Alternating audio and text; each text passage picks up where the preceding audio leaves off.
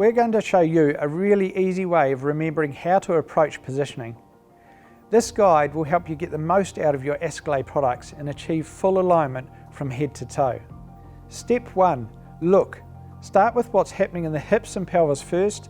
In other words, check the individual's alignment and then work your way up the trunk. Do a quick scan and see if the head and shoulders line up with the pelvis. Ensure the body is aligned as best as possible before you start placing your positioning aids. Step 2. Assess how much movement there is and figure out where the individual needs support. Step 3. Position. Select the Askle products you think will work best and gently put in place. Remember to talk through what you're doing with the person you're repositioning to reassure and comfort them. Step 4. Check the cause and effect the positioning aids you've put in place. Have the changes you've made had any other impact on any other part of the body? For example, pressure on heels, arms, hands, knees. If so, then step 5. Use a few positioning aids to alleviate potential pressure areas.